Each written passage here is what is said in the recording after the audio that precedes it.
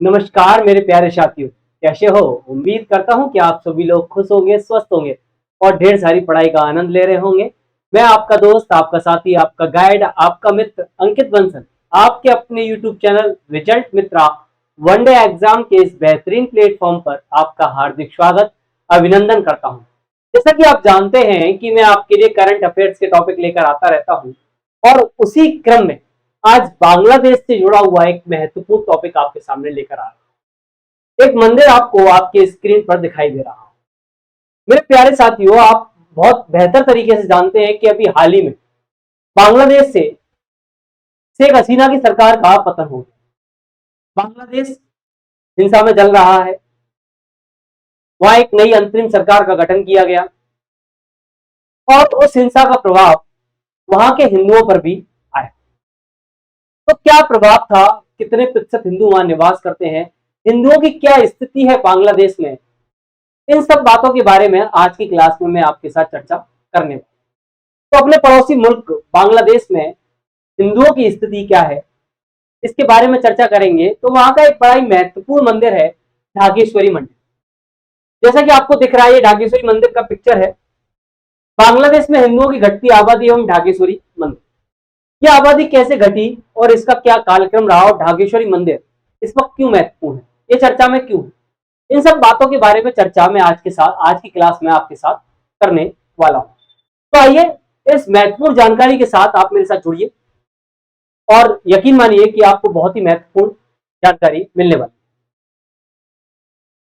तो हालिया संदर्भ क्या है?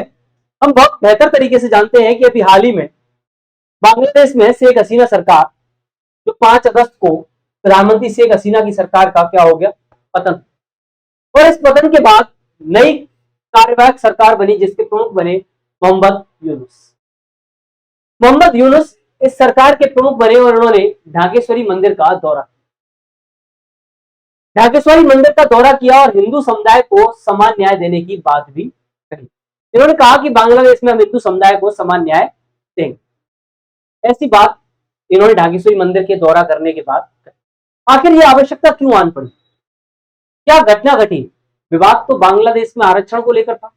विवाद तो बांग्लादेश का शेख हसीना सरकार से था। तो ये बात हिंदू मुस्लिम क्यों बन गई? इसका क्या प्रभाव रहा? कैसे ये हिंदू और मुसलमान के रूप में परिवर्तित रही? क्यों वहां के कार्यवाहक प्रधानमंत्री को,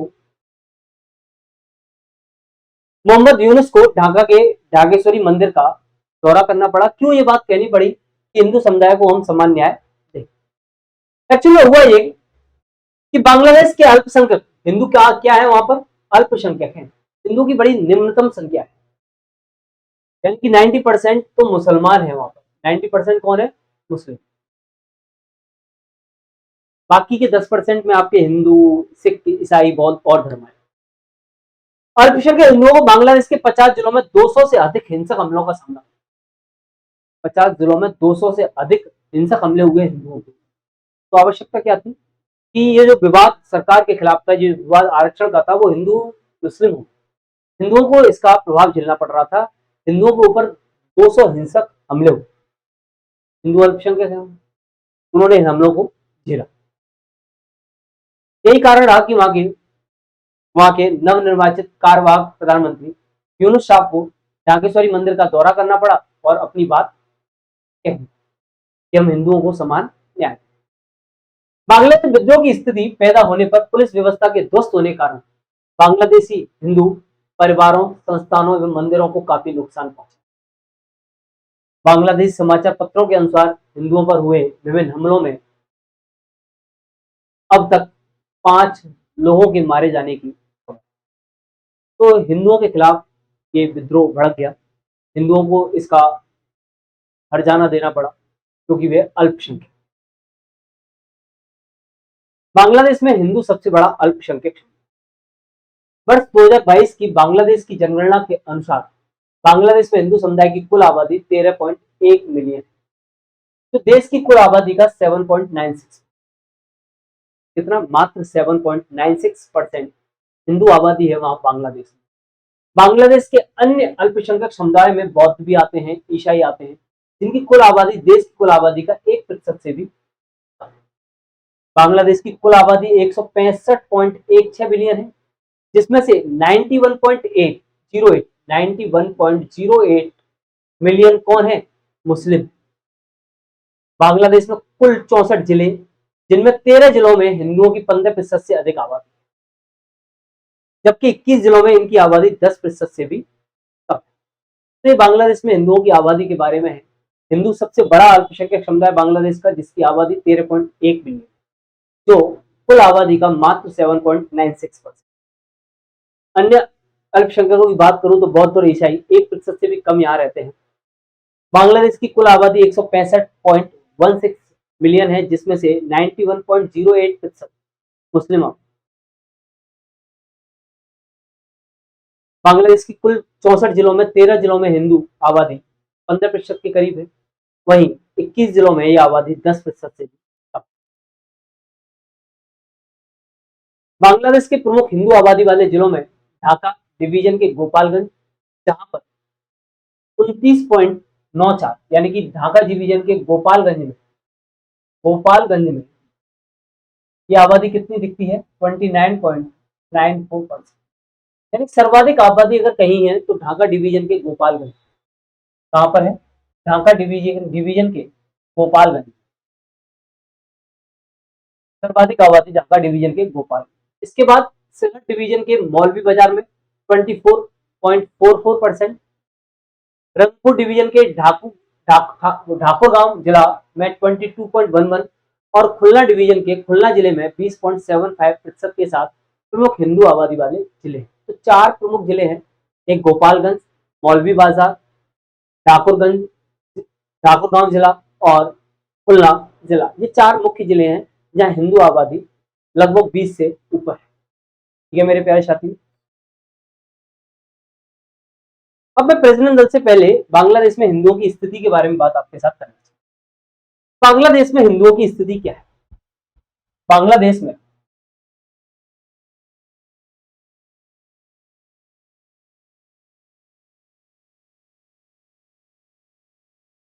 हिंदुओं की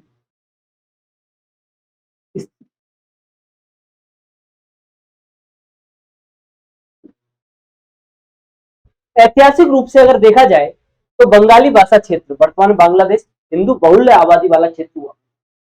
यानी कि ये जो बांग्लादेश है ना,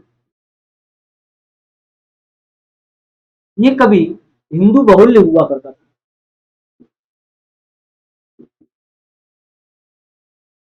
हिंदू बहुल्य आबादी वाला क्षेत्र हुआ करता था। 20वीं शताब्दी की शुरुआत में इस बंगाली भाषा क्षेत्र यानी कि बांग्लादेश की कुल आबादी का, यानी कि 20वीं सदी के आरंभ में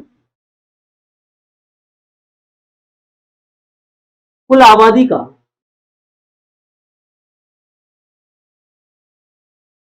1/3 हिंदू, कुल आबादी का 1/3 हिंदू यहां पर निवास करता था 20वीं शताब्दी। वर्ष 1901 में के बाद से बंगाली भाषा क्षेत्र यानी बांग्लादेश की प्रत्येक जनगणना में हिंदू आबादी लगातार निरंतर रूप से गिरती, यानी कि 1901 से निरंतर रूप से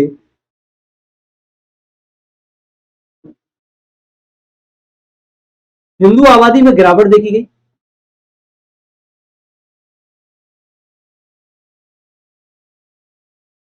इस क्षेत्र में लगातार हिंदू आबादी में क्या देखी गई? गिरावट। 1941 से 74 के बीच बांग्लादेश पूर्वी पाकिस्तान के रूप में जाना जाता है। इस अवधि के दौरान जनगणना में हिंदुओं की आबादी में तीव्र गिरावट। वर्ष 1951 में जब इस क्षेत्र की जनगणना हुई तो वर्ष 1951 की जनगणना में 1941 के मुकाबले सर्वाधिक गिरावट दर्ज की।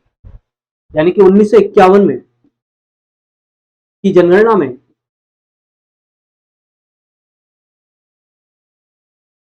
1941 के मुकाबले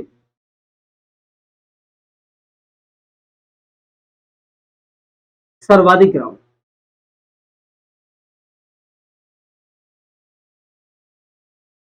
तो आप समझ ही रहे होंगे कि ये बांग्लादेश पूरी पाकिस्तान बन चुका था। बांग्लादेश पूरी पाकिस्तान बन चुका था, पाकिस्तान का हिस्सा हो गया था। और पाकिस्तान का हिस्सा हो गया। तो ये वो दौर है जहां हिंदुओं की आबादी में सर्वाधिक गिरावट देख रहे हैं। 1951 की जनगणना, वर्ष 1941 में यहाँ की जनगणना थी 11.8 मिलियन। कितनी थी वर्ष 1941 में यहाँ जनगणना कितनी थी? 11.8 मिलियन। वर्ष 1941 में यहाँ की जनगणना 11.8 मिलियन थी, जो 1951 में घटकर हो गई 9.2। कितनी रहेगी? केवल 9.2 मिलियन। अब आप देखिए कितनी बड़ी गिरावट 10 सालों के अंदर। यहाँ देखिए, हालांकि हालांकि 2001 की जनगणना में विभाजन पूर्व की स्थिति फिर से स्थापित हो गई है। 2001 की जनगणना में 2001 की जनगणना में हिंदू आबादी फिर से 11.8 मिलियन के स्तर पर आ गई। ठीक है, 2001 की जनगणना में फिर से हिंदू आबादी कितनी आ गई है? 11.8। लेकिन अगर परसेंटेज देखा जाए ना, तो ये मुस्लिम आबादी का तो कुछ भी नहीं है। अभी मैंने बताया 7.96%, यानी कि जो वृद्धि मुस्लिम आबादी में हुई है उसके मुकाबले हिंदू आबादी की वृद्धि तो कुछ भी नहीं। ठीक है, और इस दौर में जहां 1951 की जनगणना में 1941 के मुकाबले सर्वाधिक गिरावट हो रही है, कौन सी में? हिंदू।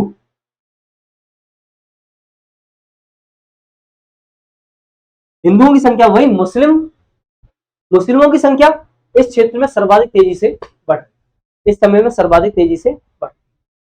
1941 में इस क्षेत्र में मुस्लिम समुदाय की कुल आबादी थी 29.5 मिलियन, जो 2001 में बढ़कर हो गई 110.4। यानी कि मैं क्या बताना चाह रहा हूं? मैं बताना चाह रहा हूं कि 1941 में, अब मैं बात करूं मुस्लिम आबादी की, मुस्लिम आबादी 1941 में यहां कितनी थी? 1941 में यहां पर थी 29.5 मिलियन, 29.5 मिलियन, जो 2001 में बढ़कर हो गई 110.4। तो आप देखिए कि ये कितनी तगड़ी वृद्धि है, कितनी बड़ी वृद्धि है।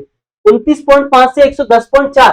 वहीं हिंदू आबादी कितनी हुई? 11.8, जो आजादी के, जो बांग्लादेश या यूं कहूं विभाजन के बाद, विभाजन से पूर्व की जो स्थिति थी वहीं पहुंच पाई। ठीक है, 1901 की जनगणना के अनुसार इस क्षेत्र में मुस्लिम आबादी कुल आबादी का 66.1% थी। 1901 की जनगणना में 1901 की जनगणना के हिसाब से 66% के आसपास क्या थी? मुस्लिम आबादी। 66% क्या थी? मुस्लिम आबादी।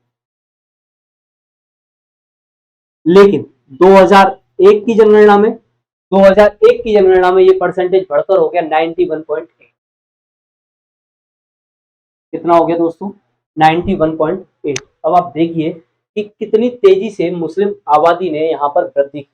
हम देख रहे हैं कि हिंदू बहुल्य क्षेत्र हुआ करता था, हिस्टोरिकल एस्पेक्ट में जाऊं, लेकिन 20वीं शताब्दी में 20वीं शताब्दी में कुल आबादी का 1/3 हिंदू यहाँ थे। लेकिन धीरे धीरे 1901 से निरंतर रूप से हिंदू आबादी में गिरावट रही। 1951 की जनगणना में 1941 के मुकाबले सर्वाधिक गिरावट यहाँ थी।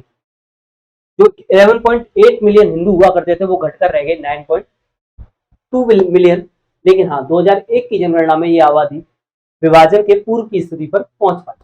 लेकिन वही मुस्लिम आबादी की इस क्षेत्र में बात करूं तो 1941 की जनगणना में ये केवल 29.5 मिलियन हुआ करती थी, जो 2001 की जनगणना में बढ़कर हो गई 110.4। 1901 की जनगणना में 66% मुस्लिम यहाँ निवास करते थे, लेकिन वर्तमान में यहाँ पर 91.8% मुस्लिम निवास करते। तो आपकी समझ में आ रहा होगा कि कितनी तेजी से यहाँ पर आबादी बढ़ी। बंगाली भाषा क्षेत्र वर्तमान बांग्लादेश में जनसांख्यिकीय में बदलाव के कारण। तो बदलाव के कारण क्या है? तो पहला कारण प्रजनन दर में अंतर। बहुत सारे इतिहासकारों के अनुसार ये माना जाता है कि मुसलमानों की प्रजनन दर ऐतिहासिक रूप से हिंदुओं की तुलना में अधिक रही। क्या माना जाता है? कि मुसलमानों की प्रजनन दर ऐतिहासिक रूप से हिंदुओं की तुलना में क्या रही है भैया? अधिक रही। यानी कि मुस्लिम अधिक बच्चे पैदा करते हैं हिंदुओं की तुलना। भारत की पहली जनगणना 1872, भारत की पहली जनगणना कब हुई? 1872 के बाद से आंकड़ों से पता चलता है कि तत्कालीन हिंदू बहुल्य क्षेत्र पश्चिम बंगाल में हिंदुओं की प्रजनन दर मुस्लिम बहुल्य पूर्वी बंगाल में मुस्लिमों की प्रजनन दर की तुलना में काफी अंतर, यानी कि ये कहना चाह रहे हैं कि जो हिंदुओं की प्रजनन दर थी उसके मुकाबले 1872 से वर्तमान तक की स्थिति देख रहे हैं, उसकी तुलना में मुस्लिमों की प्रजनन दर बहुत अधिक, और ये एक महत्वपूर्ण कारण हो सकता है मुस्लिमों का इतनी तेजी से वहां पर बढ़ना। इसके अलावा बहुत सारे इतिहासकार क्या मानते हैं, इसके अलावा बहुत सारे इतिहासकार मानते हैं कि मुस्लिम समुदाय जो है वो शैक्षिक और आर्थिक रूप से क्या है, पिछड़ा होता है, और ये इनके ऊंचे प्रजनन दर के लिए जिम्मेदार कारकों में से एक है। यानी इनके पास समझ नहीं, इनके पास अक्ल नहीं है, इनके पास बुद्धि नहीं है, शिक्षा नहीं है, आर्थिक रूप से संपन्न नहीं है। इनका मानना यह है कि जितने हाथ उतना ही ज्यादा संसाधन, उतने ही ज्यादा पैसा, यानी कि जितने लोग परिवार में होंगे उतना ही धन ये एकत्रित कर पाएंगे। तो इनका मानना इतिहासकारों का, बहुत सारों का ये भी है कि जो मुस्लिम आबादी बढ़ी है वह शिक्षा की कमी और आर्थिक रूप से कमजोर होने के कारण इनका प्रजनन दर अधिक रहा। वो हिंदू शिक्षित रहे हैं, आर्थिक रूप से मजबूत रहे, इसलिए उनका प्रजनन दर कम रहा है, ऐसा बहुत सारे इतिहासकार मानते हैं। और ये कारण भी है। 1969 में जनसांख्यिकीय विशेषज्ञ स्टॉकवेल एवं एम ए चौधरी ने अपनी एक शीर्षक differential fertility differential fertility in a rural area of east Pakistan, एक बुक लिखी इन्होंने, एक बुक थी जिसका शीर्षक था, एक शीर्षक एक छापा इनका, प्रिंट हुआ, differential fertility in a rural area of east Pakistan में लिखा कि पूर्वी पाकिस्तान में मुसलमानों की कुल वैवाहिक प्रजनन दर प्रति महिला 7.6 बच्चे थी। कितनी थी भैया, अब आप देखिए 1969 में मुस्लिम महिला लगभग 8 बच्चे पैदा कर रही हैं, वही हिंदू महिला के लिए कितनी थी, 5.6, लगभग 6। ठीक है, तो जबकि हिंदू महिला के लिए यह 5.6 प्रति महिला बच्चे, यानी कि बुक लिखी दो लोग थे, स्टॉकवेल एवं एम ए चौधरी। बुक का नाम था differential fertility in a rural area of east Pakistan. वहां के बारे में ये बताते हैं कि मुसलमान महिलाओं की प्रजनन दर प्रति बच्चे, प्रति महिला प्रजनन दर 7.6 प्रति बच्चा, 7.6 बच्चा प्रति महिला, 7.6 बच्चा, वही हिंदू महिलाओं के लिए 5.6 प्रति महिला, 5.6 बच्चे। अब आप सोचिए फर्टिलिटी कितनी अंतर।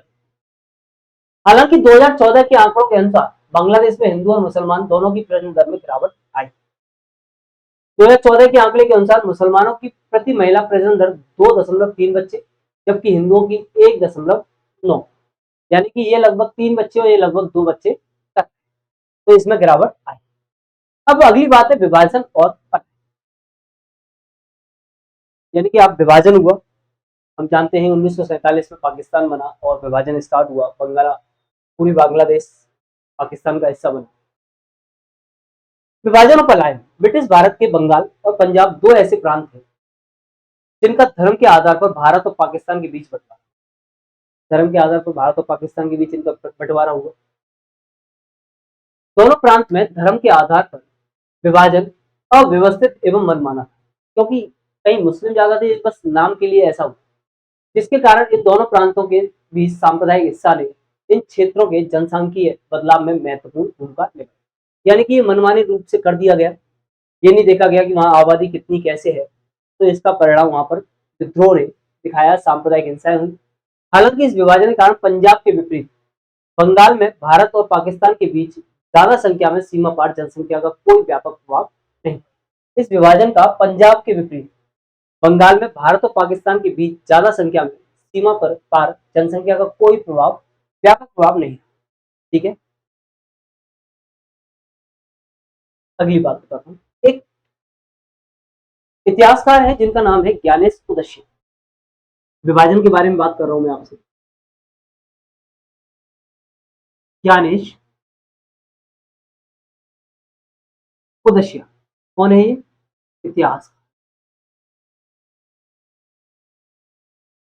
इतिहासकार ज्ञानेश कुदशिया एक बात कहते हैं कि 1947 में जब भारत और पाकिस्तान का विभाजन हुआ तब 11.4 मिलियन हिंदुओं, जो अविभाजित बंगाल की कुल आबादी का 42% था, पूरी बंगाल में रहे। इनका क्या कहना है, इनका कहना है कि इनका क्या कहना है, मेरी बात को ध्यान से सुनिए। जब 1947 में जब 1947 में 1947 में भारत विभाजन के समय के भारत पाक विभाजन के समय 11.4 million Hindu, 11.4 million Hindu, 11.4 million Hindu जो जो अविभाजित बंगाल में कुल आबादी का 42%। क्या था? अविभाजित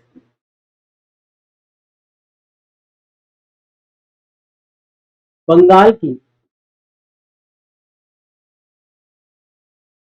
कुल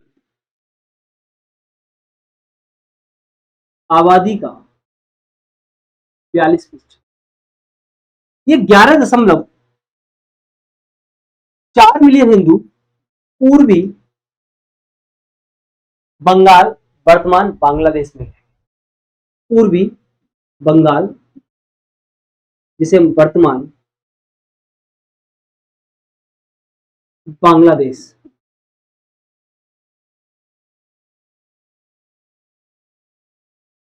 में ही रहे, यानी कि उन्होंने बांग्लादेश को छोड़ा नहीं। ये 11.4 मिलियन का आंकड़ा था जो कि वहीं रुक गए, वहीं रहे। 1947 में विभाजन के समय केवल 3.5 लाख हिंदू शरणार्थी पश्चिम बंगाल भारत में, यानी कि 1947 विभाजन के समय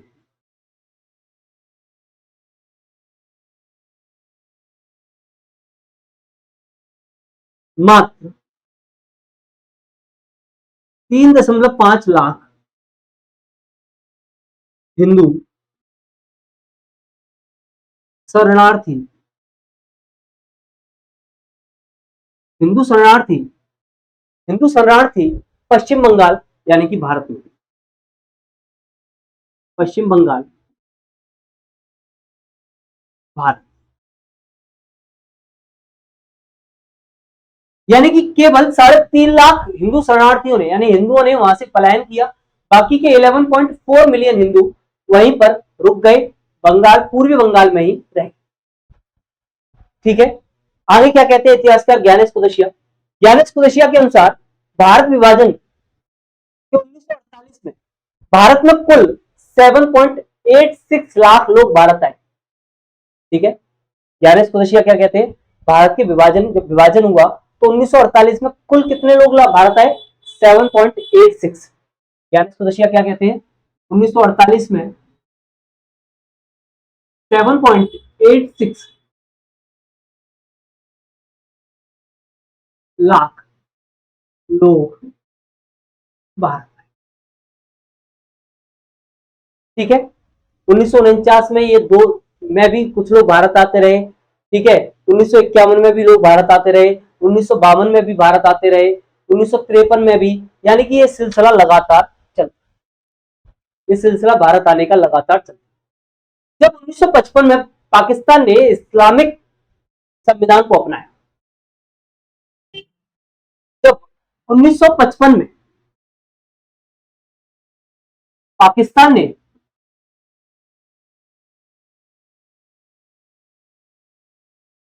इस्लामिक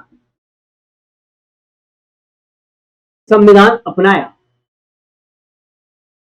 इस्लामिक संविधान अपनाया, यानी कि इससे पहले 48 में 7.86 लाख लोग भारत आए, 49 में ये आंकड़ा लगभग 2 लाख का था, इसके बाद 51 में लगभग ये आंकड़ा 1,80,85,000 के आसपास का था, 1952 में फिर 2 लाख हुआ, 1953 में मात्र 76,000 रह गया, 1954 में ये फिर 1 लाख के आसपास का आंकड़ा हुआ करता था। लेकिन जब 1955 में पाकिस्तान ने इस्लामिक संविधान अपनाया तब सबसे बड़ी मात्रा में लगभग लगभग 3.2 मिलियन, सॉरी 3.2 लाख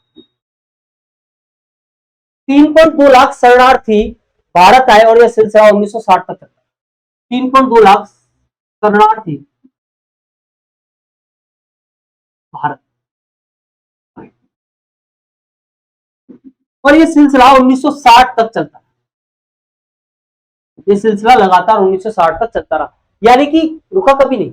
1947 में कुछ लोग भारत आए, 1947 में भारत आए, उसके बाद 1947 में मात्र 3.5 लाख, 48 में ये बढ़कर 7.86 हुआ, 49 में ये घटा, 2 लाख के आसपास पहुंचा, 49, 48, 49 में, 50 में फिर लोग नहीं आए, 51 में लगभग ये 2.25 लाख के आसपास का आंकड़ा रहा, 52 में फिर 2 लाख हुआ, 53 में ये मात्र 76,000 रह गया, 54 में ये आंकड़ा मात्र 1 लाख के आसपास रह गया। लेकिन जब पाकिस्तान ने इस्लामिक संविधान अपना लिया तो ये आंकड़ा फिर से बढ़कर लगभग 3.5 लाख के आसपास, 3.25 लाख के आसपास पहुंच गया, और ये 1960 तक लगातार।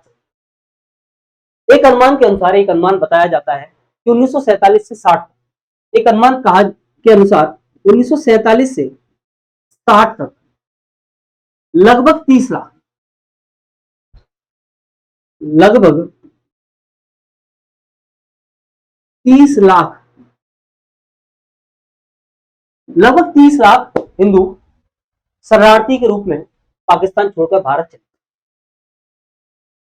भारत एक बड़ी तादाद में हिंदू शरणार्थियों के कारण 1951 से 61 तक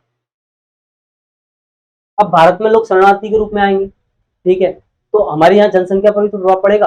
तो ये 1951 से 61 तक असम, वर्तमान में मेघालय, नागालैंड, मिजोरम, पश्चिम बंगाल, त्रिपुरा की जनसंख्या में बहुत तीव्र वृद्धि देखी। क्या देखा गया, क्या देखा गया? हमने देखा कि 1951 से 1951 से 61 तक असम, वर्तमान मेघालय,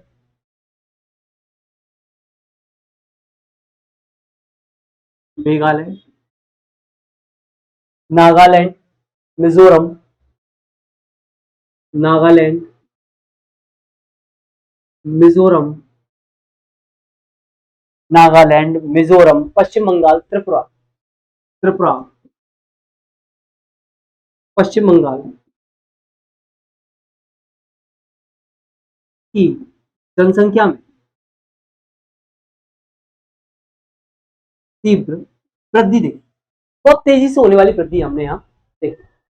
भारत में हिंदू शरणार्थियों की ये प्रवेशन की लहर 1971 पाकिस्तान सेना द्वारा जब पूरी बंगाल में बंगाली भाषा वाले लोगों के खिलाफ चलाए गए जानलेवा हमले के बाद फिर से और तेज हो गई। 1971 में बांग्लादेश मुक्ति संग्राम के दौरान लगभग 10 मिलियन लोग भारत में शरणार्थी के रूप में 1971 में लगभग 10 मिलियन शरणार्थी कहां पर आए? अब देखिए कि 1971 में मुक्ति संग्राम चलाया जा रहा है, ठीक है। 1971 में मुक्ति संग्राम के परिणाम स्वरूप पाकिस्तान का बांग्लादेश के रूप में उदय होने के बाद भारत में हिंदू शरणार्थियों का भारत में आना लगभग कम हो गया, समाप्त सा हो गया, कम हो गया, बहुत हद तक कम। जब 1971 में बांग्लादेश आजाद हो गया, बांग्लादेश आजाद भारत के सहयोग से, भारत ने यहाँ मुक्ति वाहिनी भेजी और भारत ने बांग्लादेश को आजाद कराने में बड़ी महत्वपूर्ण भूमिका का निर्वाह किया, और उसके आजाद के बाद से शरणार्थियों का भारत आना लगभग समाप्त सा हो गया, कम हो गया। हालांकि भारत का अपने पड़ोसी मुल्क के साथ छिद्रपूर्ण सीमाएं, सुस्थापित पारिवारिक रिश्तेदारी नेटवर्क, बांग्लादेश तथा पाकिस्तान में समय समय पर होने वाले अंतर धार्मिक तनाव में भारत में हिंदू शरणार्थियों के प्रवेशन के प्रमुख चालक रहे हैं। यानी कि भारत में हिंदू शरणार्थी आते रहे हैं क्योंकि हमारे पड़ोसी मुल्क हैं जैसे बांग्लादेश, पाकिस्तान, यहाँ पर अंतर धार्मिक तनाव बना रहता है और इसके कारण समय समय पर ये प्रवसन चलता रहता है। लेकिन फिर भी 1971 में जब बांग्लादेश आज़ाद हो गया उसके बाद ये पलायन लगभग बहुत हद तक कम हो गया, समाप्त। तो आपने देखा कि किस तरीके से दिन प्रतिदिन हर वर्ष पाकिस्तान शासित बांग्लादेश से लगातार हिंदुओं का पलायन बना रहा, और जब पाकिस्तान ने बंगाली भाषा वाले लोगों पर जानलेवा अभियान चलाया तो उस वक्त ये पलायन और तेज हो गया और लगभग 10 मिलियन लोगों ने भारत की तरफ कूच किया, भारत में शरणार्थी बनकर आए। और लेकिन जब 1971 में पाकिस्तान से बांग्लादेश आज़ाद हो गया और एक नए राष्ट्र का उदय हुआ मानचित्र पर, तो उस नए राष्ट्र के उदय के बाद ये पड़ोसी मुल्क से, बांग्लादेश जैसे पड़ोसी मुल्क से भारत की तरफ हिंदू शरणार्थियों का आना लगभग कम हो गया। लेकिन ये हम जानते हैं कि छिद्रपूर्ण सीमाएं हैं हमारी, सुस्थापित पारिवारिक और रिश्तेदारी नेटवर्क हैं, क्योंकि हमारे संबंध ब्लड रिलेशन भी एक मुल्क से दूसरे मुल्क के बीच में बने हुए हैं। इसलिए वहां पर समय समय में, पाकिस्तान में आप देखते हैं, अंतर धार्मिक तनाव पैदा होता रहता है। बांग्लादेश में भी वर्तमान में चल रहा है। तो इसके कारण हिंदू शरणार्थी मुख्य रूप से भारत में आते रहे। अब बात करते हैं ढाकेश्वरी मंदिर। ढाकेश्वरी मंदिर ढाका बांग्लादेश में स्थित एक प्रमुख हिंदू मंदिर। कहाँ पर स्थित है ढाकेश्वरी मंदिर? बांग्लादेश की राजधानी ढाका। एक प्रमुख हिंदू मंदिर है। ढाकेश्वरी मंदिर का स्वामित्व बांग्लादेश की सरकार है और इसे बांग्लादेश का राष्ट्रीय मंदिर होने का गौरव है। बांग्लादेश का राष्ट्रीय मंदिर इसको माना। नेशनल ढाकेश्वरी मंदिर सबसे पवित्र शक्तिपीठों में से एक है। अब इसको शक्तिपीठ क्यों माना गया, इसके बारे में बता। हिंदू धार्मिक ग्रंथों के अनुसार ऐसा माना जाता है कि जब आग में मां सती का शरीर जल रहा था, तो देवी सती, जब भगवान शंकर उन्हें आकाश मार्ग से लेकर जा रहे थे, तो देवी सती के मुकुट की मणि यहाँ पर गिरी। क्या माना जाता है कि जब देवी सती अपने पिता के यहाँ यज्ञ में बिना पति की अनुमति के चली गई थी, और उसके बाद जब भगवान से उन्हें हाथ में लेकर क्रोध में जा रहे थे, तब देवी सती के मुकुट की मणि यहाँ पर गिरी। इसलिए इसको प्रमुख शक्तिपीठों में से एक माना और इसको राष्ट्रीय मंदिर होने का भी गौरव। हालांकि देवी सती की मणि यहाँ पहले से ही लुप्त हो चुकी है। देवी सती की मणि अब यहाँ मौजूद नहीं है। ढाकेश्वरी मंदिर बांग्लादेश का सबसे बड़ा हिंदू मंदिर है। वर्ष 1996 में बांग्लादेश सरकार ने ढाकेश्वरी मंदिर को राष्ट्रीय मंदिर, तो इसको राष्ट्रीय मंदिर कब घोषित किया गया? 1996। 1996 में बांग्लादेश सरकार ने इसको राष्ट्रीय मंदिर घोषित किया। ढाकेश्वरी मंदिर का निर्माण 1100 ईस्वी में सैन वंश के राजा बल्लाल सेन ने करवाया।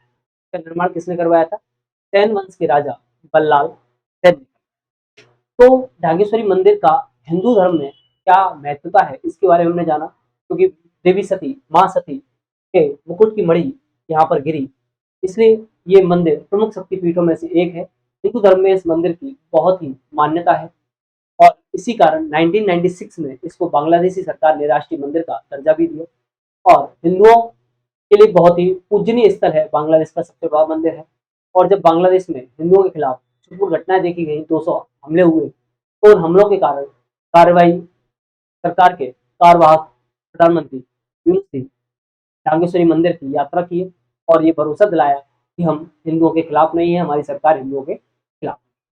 ठीक है, तो उम्मीद करता हूँ कि ये जानकारी आपको समझ आई होगी, अच्छी लगी होगी, और आपने देखा कि किस प्रकार हिंदुओं की निरंतर रूप से बांग्लादेश में आबादी घटती गई और किस प्रकार मुस्लिमों की आबादी बढ़ती गई। इसके प्रमुख कारण भी मैं आपको बता चुका हूँ। इतिहासकार मानते हैं, मैंने ज्ञानेश कुदशियासी की बात की और बहुत सारे इतिहासकारों की बात भी की, वो मानते हैं कि प्रजनन दल में महत्वपूर्ण स्थान रहा। बाकी आप देखते हैं धार्मिक सांप्रदायिक तनाव भी बने रहते हैं, तो प्रवचन भी इसका एक महत्वपूर्ण कारण रहा। तो ये कुछ कारण यहाँ पर हिंदू और मुस्लिमों की आबादी में इतने बड़े अंतर को दिखाते हैं। तो आज के लिए इतना ही, अगली क्लास में फिर मिलेंगे, तब तक के लिए धन्यवाद। जय हिंद, जय भारत। वीडियो अच्छी लगी है तो लाइक करना, शेयर करना और कमेंट करना बिल्कुल भी ना भूलें। नए साथी चैनल को सब्सक्राइब अवश्य कर लें। बेल आइकन प्रेस करना बहुत ज़रूरी है, क्योंकि उसी से आपको क्लास का नोटिफिकेशन समय से मिलता रहेगा। तो धन्यवाद, अगली क्लास में फिर मिलेंगे। Thank you.